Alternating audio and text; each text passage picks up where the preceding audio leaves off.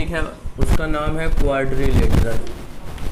तो क्वाड्रिलेटरल पढ़ने से पहले सबको पॉलीगॉन पता होना चाहिए, मतलब पॉलीगॉन का ही पार्ट है क्वाड्रिलेटरल, इसके बाद पैरेलल होगा, ठीक है। तो मेन जो पेरेंट है वो पॉलीगॉन। तो पॉलीगॉन क्या होता है, क्या होता है पॉलीगॉन? पॉलीगॉन क्या होता है?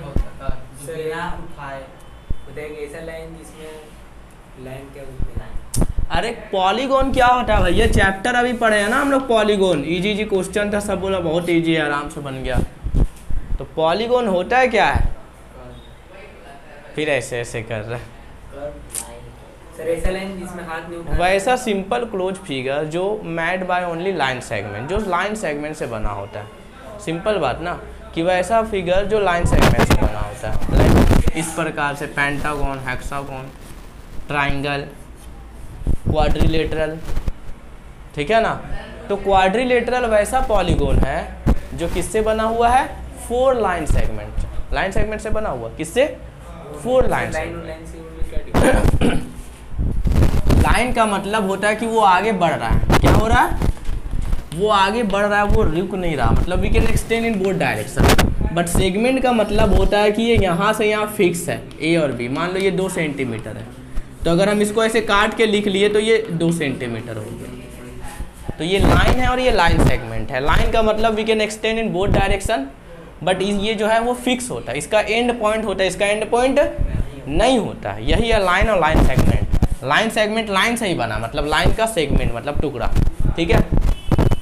तो लाइन सेगमेंट से ही ना बना होगा फिगर। तो पॉलीगॉन क्वाड्रिलेटरल वैसा पॉलीगॉन है जो 4 लाइन सेगमेंट से बना होता है। क्लियर है ना, सारा कॉन्सेप्ट समझ में आना चाहिए। देखो क्वाड का मतलब होता है 4 और लेटरल का मतलब होता है साइड्स, यानी कि जिसमें 4 साइड्स हो उसे क्या कहते हैं, क्वाड्रिलेटरल कहते हैं। तो लाइक इस प्रकार से हम बना दिए एक, ये 4 लाइन सेगमेंट दिख रहा होगा, ABCD, ठीक है ना, ये क्वाड्रिलेटरल। तो सबसे पहली बात, क्वाड्रिलेटरल में कितना होता है, 4 साइड होता है, कितना होता है, 4 साइड्स होता है,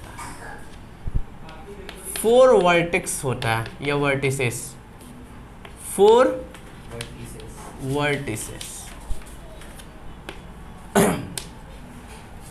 4 एंगल,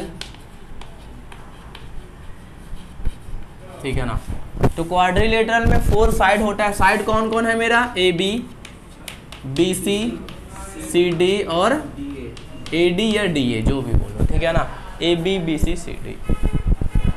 अब ऐसा नहीं कि मेरी इच्छा, हम कहीं पे भी नाम दे देंगे, मान लो यहाँ दे दिए तो ABCD, ऐसा रटने वाला चीज़ नहीं है कि हम यहाँ A दिए तो तुम भी दो, ठीक है ना, ABCD। अगर हम ऊपर से शुरुआत किए तो ठीक है, ABC और PQR है, ठीक है ना। हाँ, बट ABCD पढ़ते हैं क्योंकि वो ये होते हैं ना, कंजुकेटिव होते हैं ना, तो समझ में आया।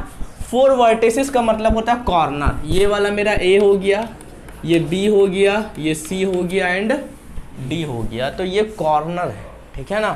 और 4 एंगल्स का मतलब angle A, angle B, angle C and angle D। आप इसको ऐसे भी पढ़ सकते हो, अगर एंगल A का बात करेंगे तो हम लिख देंगे एंगल BAD, अगर B का बात करेंगे तो लिख देंगे एंगल ABC, और C का बात करेंगे तो एंगल BCD, और D का बात करेंगे तो एंगल ADC बोलेंगे या CDA बोलेंगे। मतलब एंगल्स पढ़ने आता है ना हम लोग को, हाँ, जिसका बात करेंगे उसको बीच में, मैन तो भाई बीच ही में होता है, तो इस प्रकार से रखेंगे, ऐसे हम लोग सिंगल लिखेंगे, ठीक है ना।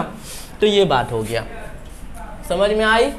उसी प्रकार से इसमें डायगोनल्स होता है, नंबर ऑफ डायगोनल्स जो होता है वो 2 होता है, ये हमारा AC और ये हमारा BD।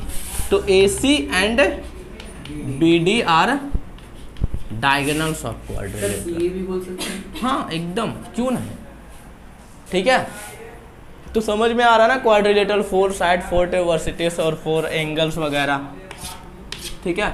अब हम लोग पढ़ेंगे एडजेसेंट साइड। सबसे पहले अपोजिट साइड पढ़ेंगे, क्या पढ़ेंगे, अपोजिट साइड्स क्या होता है सर। AB का अपोजिट है, AB का अपोजिट कौन है, CD, AB का अपोजिट है DC, है ना, ये अपोजिट साइड हो गया।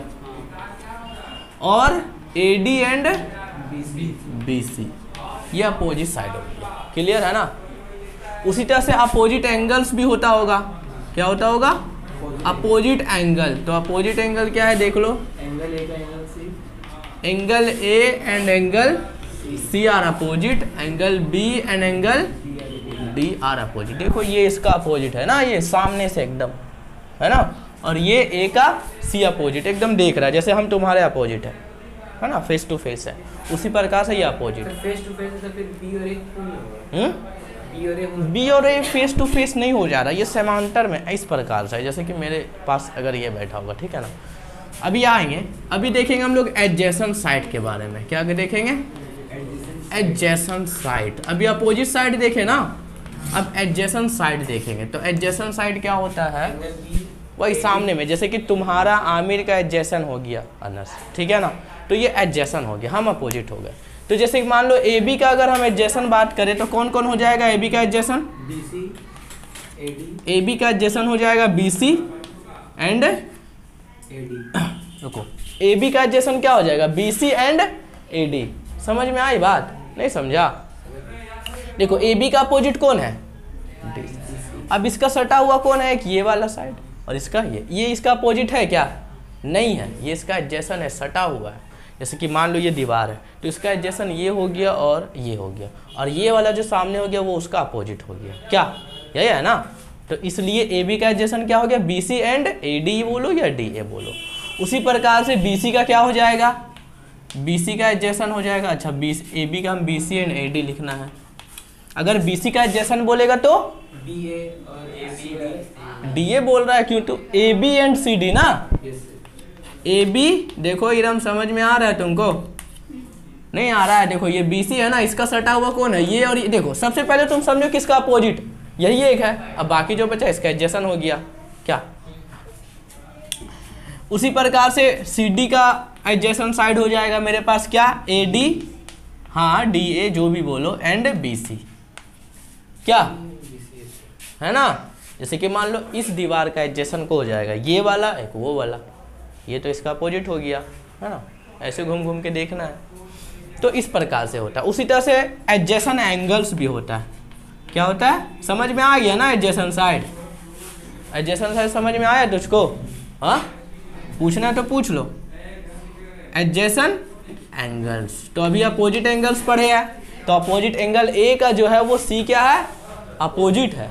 तो अब एंगल ए का अगर एडजेसेंट का बात करेंगे तो कौन हो जाएगा? B और है ना। मान लो ये मेरा कोण है, अब यहाँ से वो और वो इसका एडजेसेंट हो गया, और ये वाला मेरा अपोजिट हो गया। तो एडजेसेंट एंगल ए का अगर एडजेसेंट का बात किया जाए तो क्या हो जाएगा? B and D। ठीक है, ठीक है ना।